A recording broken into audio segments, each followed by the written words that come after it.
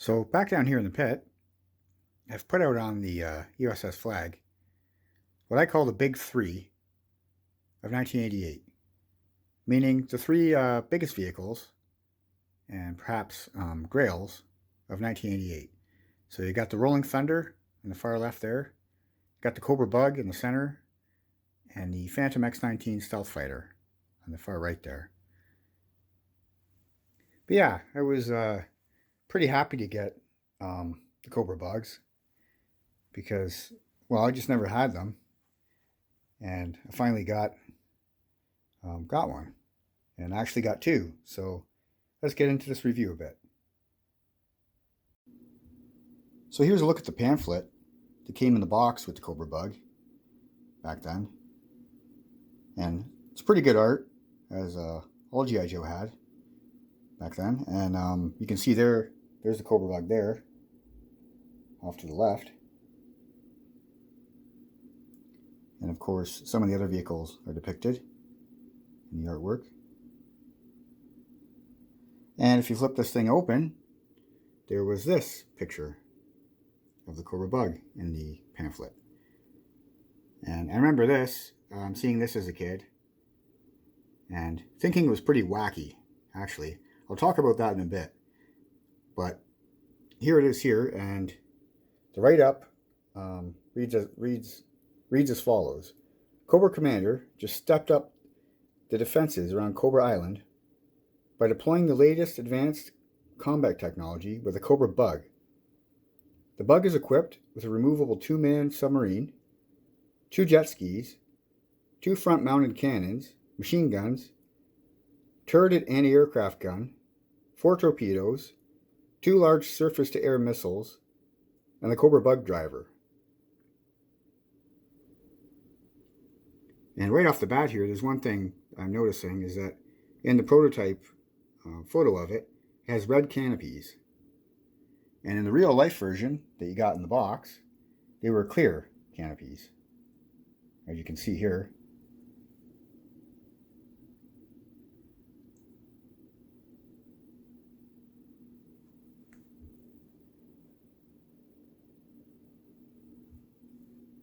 But yeah, I remember this, opening it up, and my friends looking at it. And I remember my friend Chris looking at me, and he said, "The Cobra Bugg, this thing sucks."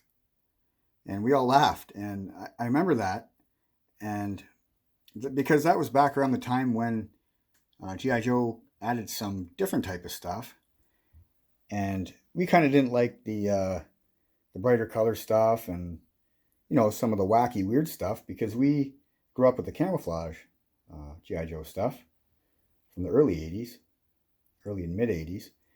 And this was 1988, so things were a little bit different.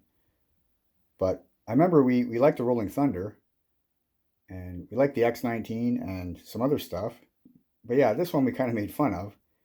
But now that I have one here, I actually really like it.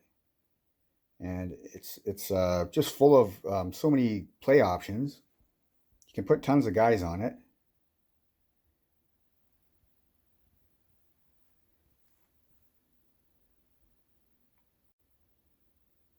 And it's totally a fun playset to have. I call it a playset because it came with all these other extras. Like, it's got these neat jet skis, and the guys can climb aboard and hold on to them, and they're pretty cool. And there's an option to have them go on the back of the Cobra guys and carry them around.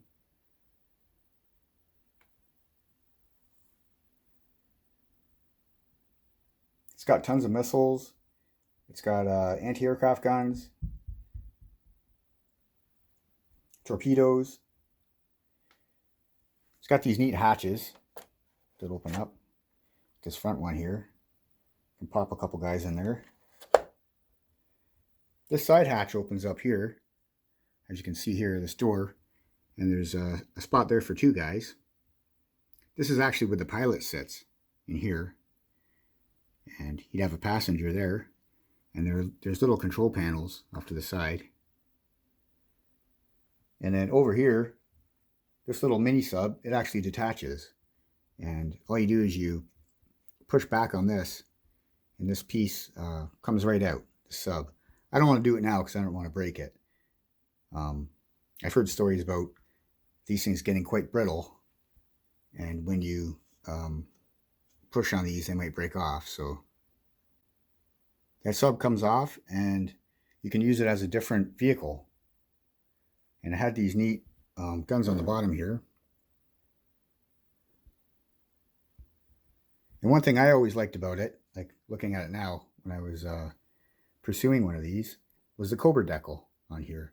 Looks pretty cool.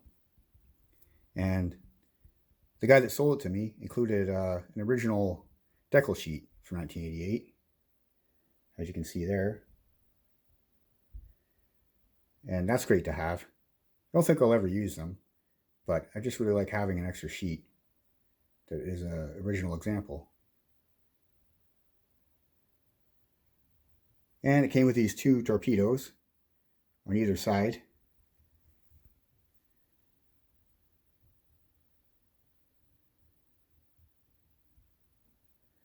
I can flip it around and we can look at the back hatch. So here's the back of the Bug, and this is the back hatch here. You just flip this up, and it gives you access to this back panel, where it's actually a control panel. This guy here sits up here, and there's a computer monitor there and some other controls. And you can sit them this way, like facing forward, or you can face them backwards, or to the sides.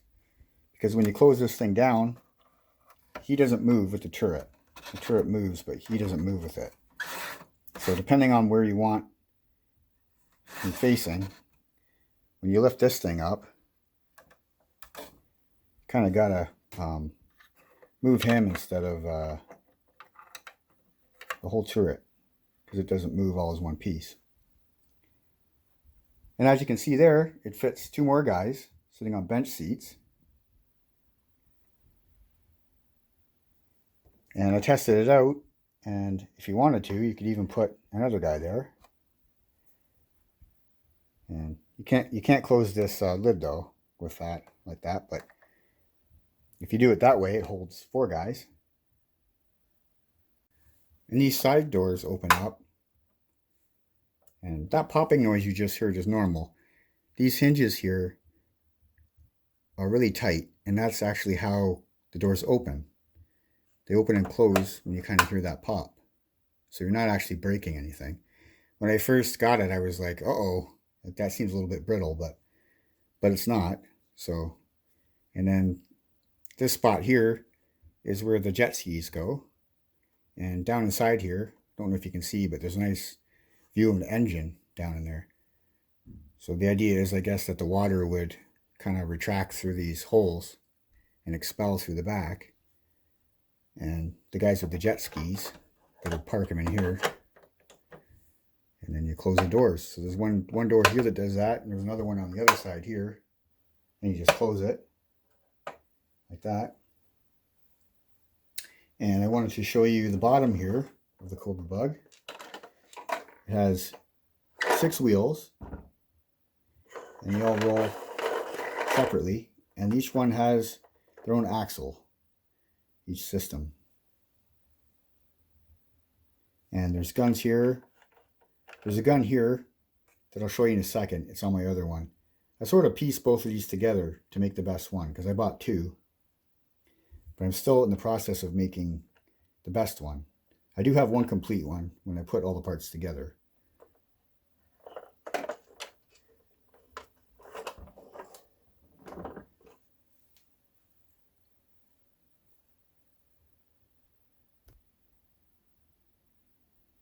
And like a lot of late 80s G.I.Joe toys, this vehicle comes with seat belts. And you can see here, this one here has one for this side here, and another one for the other side. I don't know if you can see it or not. It's right here, tucked away in there, right by secto wiper. And then there's another set. If you open up the side door here, And you can see there's one here.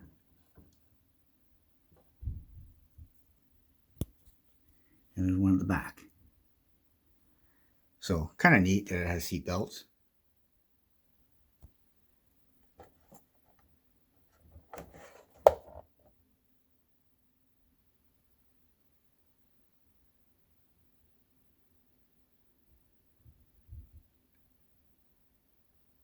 And here's that other laser gun post I was talking about. It's on this bug. And on my other one that I just flipped over, it was missing. You can see it here. So here's Secto Viper, the bug's pilot. I was able to get his laser gun, as you can see here. But when I received the figure, he was domeless. And anyone who knows anything about the Cobra Bug and its driver knows that the little plastic dome piece that goes on his head is kind of hard to get. So one of these days I'll end up getting one. But anyway, let's read his file card. And it reads as follows. Codename Secto Viper, Cobra Bug driver. Formed as a dedicated unit to patrol the shoreline of Cobra Island, Secto Vipers are unique specialists in amphibious operations and marine surveillance. Every Secto Viper is assigned a specific sector of shoreline and is required to know every square inch of it as well as the topology of the ocean floor that abuts it. They are thoroughly familiar with every amphibious landing craft currently in use by the armed forces of the world, and can recite by rote their soft points and areas of vulnerability. Secto Vipers are too conscientious. They're always speeding over the dunes or creeping about under the surf. Off-duty Cobra personnel can't spread a towel on the beach to catch some rays without being reduced by an overzealous Secto Viper looking to make some brownie points with his superiors. Not the greatest thing in the world for morale. In 1988, it was $15.99 retail, United States currency, and it was on the shelves from 1988 to around 1990 when it was discontinued. Another interesting thing I like about the bug is that it has these numbers, stickers or decals on the bug, and the number 27, I believe, indicates the number of kilometers around Cobra Island, meaning the number of beach that the Cobra Bug has to defend against anybody coming in. Because on the file card, it read that they were to defend the coast. And I like that because it gives sort of a realistic type approach to what this vehicle will be used for.